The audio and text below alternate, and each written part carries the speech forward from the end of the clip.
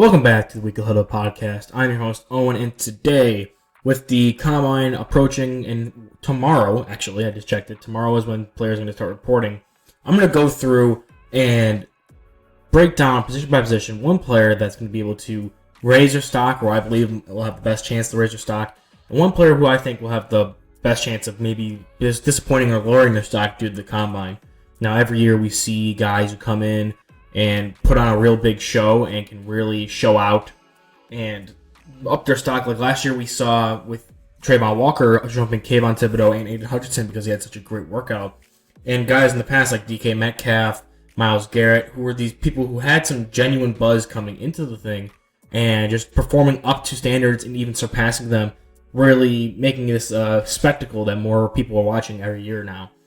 Same thing with like Jordan Davis, where somebody who doesn't look like that, they'd be super great, and their testing numbers aren't like record-breaking, but putting them in context of who this guy is, where he plays, what his size is, and things like that, putting it all together is really impressive. So I think we have a good mix of people here who have already been talked about, or who are kind of under the radar, that because of the physical talents they're shown on tape, they might be able to get drafted higher and make themselves some money this weekend, because this is mostly just physical testing and going in there and having good interviews. So I'm going to go through. I might give one or two more extra per category than I initially intend on, but the minimum is going to be one pro, one con for each position group. Well, let's just get started.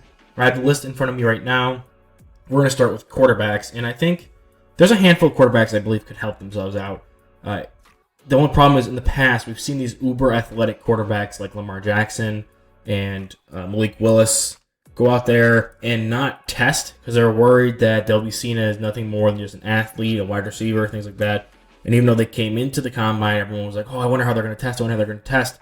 They opt out of them just so that way they can control their own narrative, and they're just there to throw, and they're just there to study or meet up in meetings and stuff like that. We've already seen something like that where Bryce Young says he's not going to throw at the Combine. He's waiting until his pro day, things like that. So it's going to be a hard one to pick.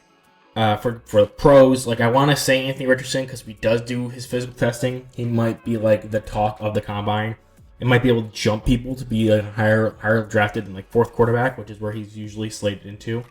I think he should test because if he comes out there and runs like a 4.4 or 4.3 at 6'4", 240, like it's going to be insane. People are going to be salivating to get after him, and no matter what he does in shorts throwing the ball, people are going to want to draft him high just because of his testing numbers. So I think he could stand the most to winning the most. Somebody like Malik Cunningham, who was just drafted to XFL, by the way. Another one of those guys who, in the Louisville tradition, is more of a mobile quarterback who might not want to test because they might get misrepresented as a wide receiver or like a different position switch kind of thing. I don't know if he's going to test, but he could do some good testing things. The person in general, I think, that could stand to gain the most, just looking at all these, that are probably going to do the physical testing, probably Max Duggan out of TCU or Jaron Hall out of BYU. Both guys who have some good mobility and showed that in college. Have some question marks about them as throwers and as processors of a defense.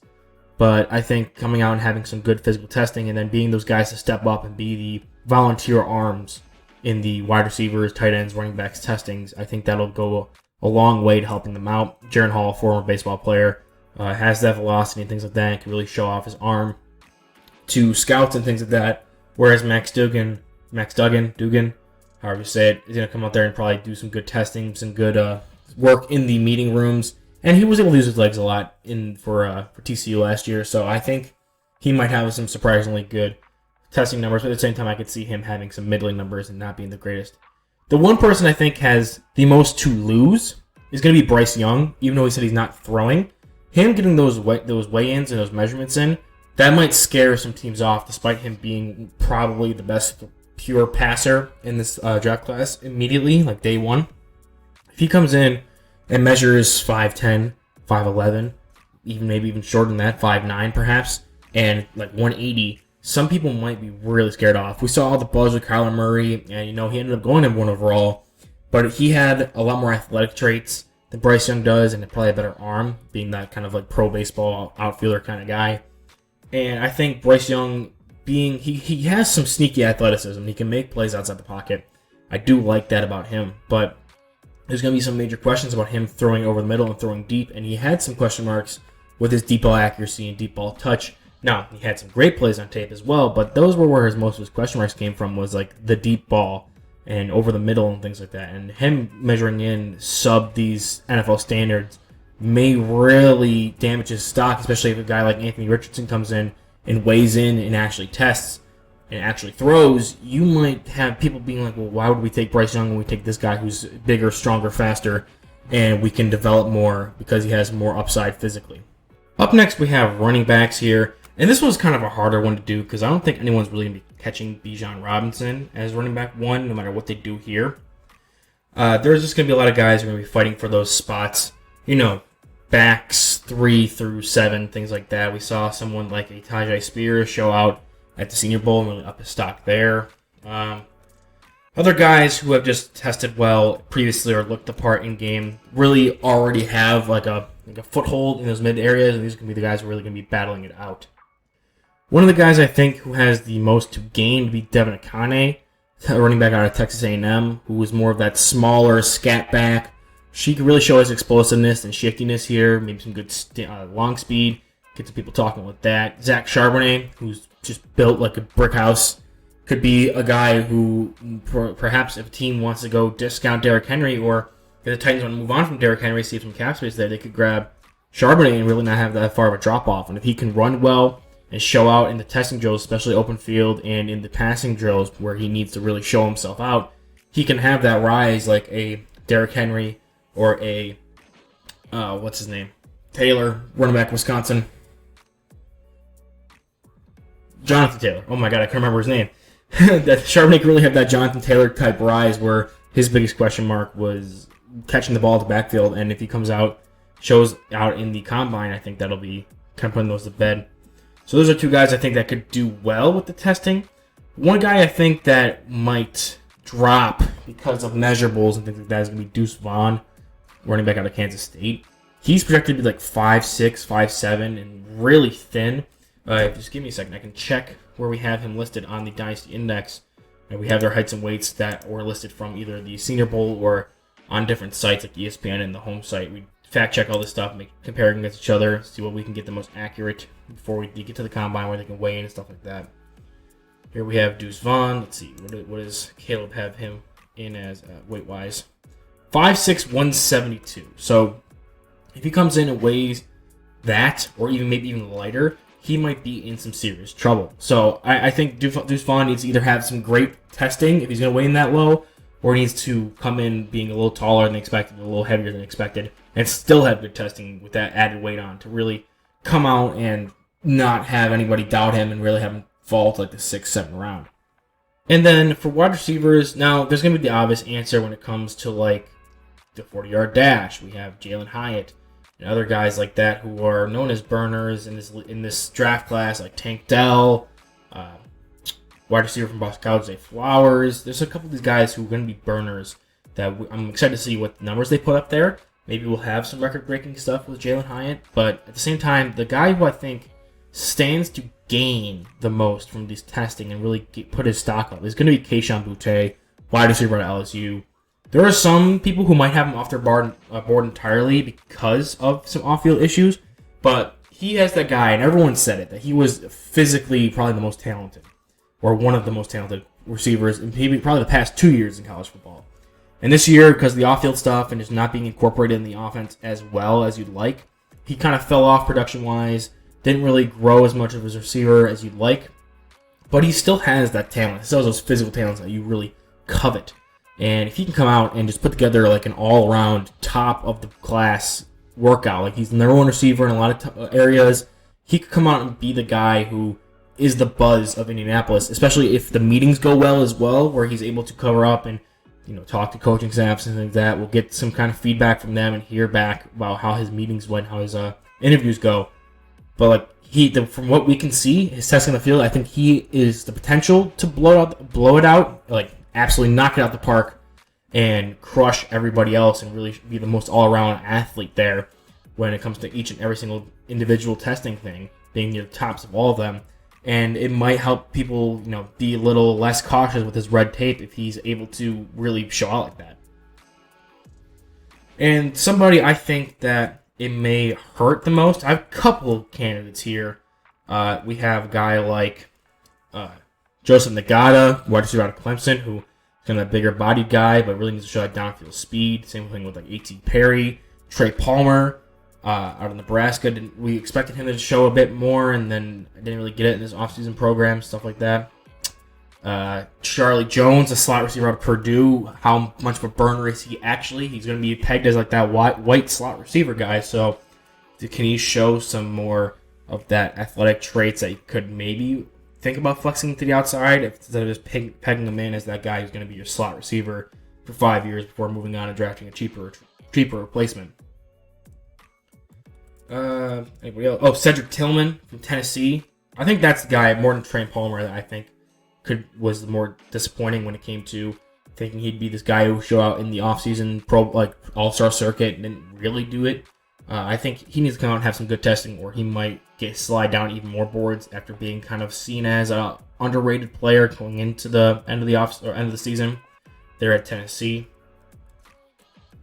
And I think that's it for receivers. There's a lot of guys who have the potential to break out. I just think Kayshon Boutte is going to be the number one guy that could and probably will have some good testing numbers that'll cover up for what the negatives he has, and he needs this. He's the one who needs it the most, and he is the most likely to have a good week there. But the negatives, like I said, there's a couple guys here that have some big question marks. Xavier Hutchinson from Iowa State as well. I'm really hoping for him, but I can see him having a bad week and then getting the Hakeem Butler treatment because he's from Iowa State. I just think there's a lot of guys here that can really fall off if they don't have a phenomenal testing or even just decent testing. If they have bad testing, these guys don't really have the tape to back it up. So we'll look out. The wide receiver class, I think, is the one that's going to have the most flux this week, and it's going to be exciting to see. At tight end, there are two, maybe three that I'm really excited to talk about for pros. Obviously, Darnell Washington. He's this giant freak. If he comes in and measures at 6'7", 280, and then runs real fast and shows good in the receiving drills, I think he could find his way into the first round, which I'm kind of predicting he will. The guy that's going to be the obvious answer here for pro is going to be Luke Musgrave from Oregon State. He showed out at the Senior Bowl and was seen as being this really big, fast guy. Didn't have a lot of reps on tape the past 2 seasons because of injuries, but what he did have on tape, he was really good. And if he can go out and be like this elite athlete at the tight end position, he might find his way into the back half of the first, early second, based off physical tools alone. Like, if you're going to be a guy who doesn't have a lot of tape out there because of injuries, you might as well show out and have some good athletic skills, kind of like what we talked about with Kayshon Boutte before. And then finally, Sam Laporta out of Iowa. I think he'll be important for testing when it comes to blocking and stuff like that. A converted receiver. He might test probably one of the better ones out of this class, but it's going to be more of the on-field drills and blocking things that you're going to want to see with Sam Laporta to really get him to move up. And the one guy that I really want to highlight that could be a negative, and it's going to be pretty obvious because he has so much hype. He's had so much hype ever since he was a freshman. It's Michael Mayer. I was never really the most impressed with him as an athlete. I think personally Dalton Kincaid is a better overall prospect. And Mayer has been hyped up to down and back. I don't think he's fully developed into his body yet. He looks a little clumsy, like he doesn't really know the parameters of his body yet. And I think he might have some bad testing. If I had to predict somebody to have bad testing, I think it might be Mayer. And with how good this tight end class is, especially near the top with Washington, Musgrave, Kincaid, you even got a guy like Sam Laporta, Tucker Kraft, they could come in and really take over and have Mayer fall if he doesn't test out of his mind or even test up to standards. And he has some high standards right now. So the combination of high expectations and just the doubts I have mostly around his physical tools when watching this film are going to add up, and I think he has the most to lose and may even be the one who's the biggest loser overall, I think, in the combine, to be honest with you. Now looking at overall offensive line, it's going to be hard to pick just like 2 guys, but I think just to not weigh this down a lot, pro, I think, is going to be DeJuan Jones, humongous man, giant, and if he can test well, kind of like a Mekhi Becton did, he's probably not going to be that good, but like what we saw with like Jordan Davis, totally different position, but guy who is super massive, even for his position, which is already big dudes. He is humongous. And if he can test the same as guys who are smaller than him, he can up his stock a lot, especially in this weak offensive tackle class, especially near the top. I think Jackson Kirkland from Washington, he'll probably be considered more of a guard. He can really show out with his athleticism because he used to play tackle. I think that was a big pro of his was his athleticism out on the outside, and it kind of transitioned more into the interior. I think he'll have a good chance to show out some power. That was kind of a question mark moving inside. And Cody Mauch just showing out on a bigger stage. I know he showed out a little bit at the Senior Bowl, but I think coming in and testing well, which I think he will because he's a great mover on tape, will really help boost his stock. And then 2 guys I think that could probably lose the most here. First off, the bigger name is going to be Peter Skoronski, Northwestern offensive tackle. All about the arm length, right? That's the biggest question with him is like, does he have the arm length to be an outside offensive tackle at the NFL level? If not, he's going to be pegged as a guard guy, similar to like how Rashawn Slater was. So that's going to be the big thing for him. If he needs to hit that minimum arm length requirement to really make some good money and get drafted higher. And then another one people might not be talking about is going to be Jarrett Patterson out of Notre Dame. I was never really a big fan of his, and when people were trying to talk him up last offseason before he came back to Notre Dame, I was not sold on it. He was kind of being considered as more of those like Jason Kelsey kind of centers, and I never really saw that. I think he had the movement, but even this movement wasn't that elite, as well as his anchor and power suffered because of his play style, and none of it balanced out. So if Patterson doesn't have a phenomenal, either weigh-in or in general athletic testing, I think he could fall off boards pretty hard. Kind of like where I was. I was never really high on him, so that'll be kind of a win for me. But I'm not rooting for him to do that. I'd want to be proven wrong, but I just can see that happening pretty easily with him. Now with defensive line, we already know guys like Jalen Carter aren't testing. He already came out and said that. But I don't think I would have even picked him, to be honest, because I think there's some other guys that will be able to benefit more than a guy who was cemented as like, he's my top player, Jalen Carter. Now after I redid Will Anderson, I think Jalen Carter is easily my top player. Not easily, but he's in the top player spot right now for me. Who I think could stand to test the best, and probably will test the best, is going to be Brian Bresee, defensive tackle out of Clemson. I was never high on him. I think he's super raw, but at the same time, it's like, that's what you like from him, is that he's super athletic, super raw, had some injury history at Clemson. He comes out there, tests out of his mind. I'd be okay with people taking him in the back half of the first, even though I have him rated as a second-round pick. The big selling point is his athleticism. I didn't really see all that much on tape, but if he comes out and shows it at the combine, then I have no other reason to not have him in the first-round mocks. Another guy is going to be Gervon Dexter. He's one of those freak nose tackles like Jordan Davis who are super athletic despite being humongous.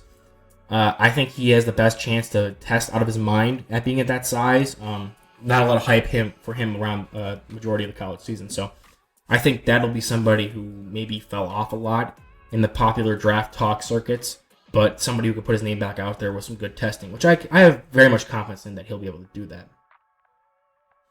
Zach Harrison, edge at Ohio State, 5-star recruit, definitely could put his name out there because, like I said, I wasn't a big... if you've been listening to my channel at all for the past 3 years, I have not been high on Zach Harrison.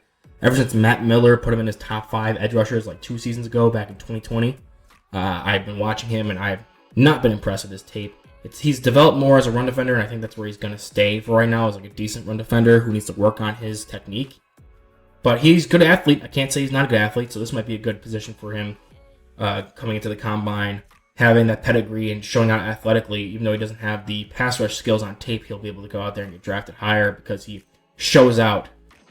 And Will McDonald, guy who was used as a 5 tech in a 3-3-5 system at Ohio State, Iowa State, despite being only 240 pounds. I think properly utilizing him, we saw that a little bit at the Senior Bowl, and him coming out and having a good offensive showing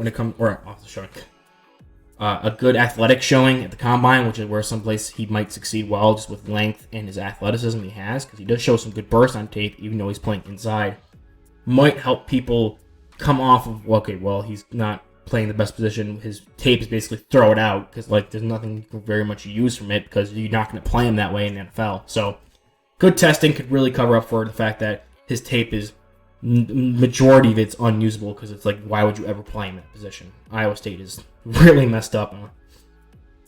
I don't understand what their thought process was with that. Guys, I think that could really be hurt from this defensive line grouping. I'm going to say Siaki Ika from Baylor, another nose tackle guy.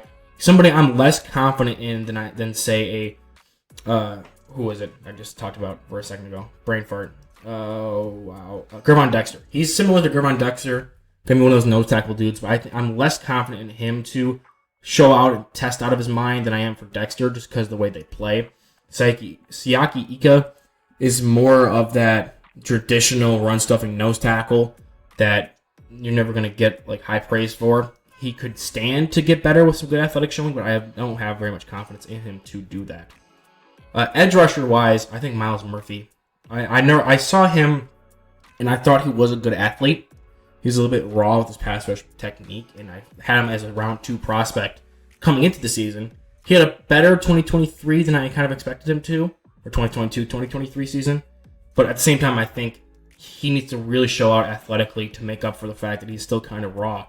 And some people have question marks about his athleticism off the edge, even still. So if he can silence those and then work on his technique once he gets to the NFL with this good concrete foundation of high athleticism, that's somebody that I think could really stand to do that. But if he doesn't show out, isn't this elite athlete, then his tape doesn't really have a lot to fall onto. So I think he definitely needs to have good testing week, or he might suffer a little bit, especially with how top-end this edge class is, how deep it is in general. Another guy, real quick before I move on, that can be a big riser is Tyree Wilson. I made the hot take that Tyree Wilson, if he has like an all-time or an all-position showing out at the combine, he could jump Will Anderson as like edge 1. I don't think he's close when it comes to grade-wise, but at the same time, Will Anderson isn't even here on the invite list, unless he's on our linebackers. Let me check. Oh, he is on our linebackers. Regardless, I think Tyree Wilson, as somebody who's super versatile, super freaky and an athlete in his own right, if he can really show out, he might be able to push Will Anderson for edge 1, just because, he gets the Trayvon Walker treatment. So we'll see where that goes. Speaking of linebackers, we'll talk about some guys here who can help out them. I'm not really going to highlight a lot of guys here because a lot of these dudes are kind of middle of the pack. This linebacker group isn't the best. I think Noah Sewell could use really good athletic testing. He was highly regarded coming into the season and then didn't play the best this year. I think he's kind of a guy who needs to show out with the good athleticism, which he did show on tape 2 years ago. His range is a question mark, and that can be covered up with some good on-field testing and good interviews. Guys who can be hurt, Nick Herbig, he comes in too light or too short-armed, in general, not lengthy enough. He's going to be kind of like this tweener guy. He's going to be a linebacker. He's going to be an edge rusher.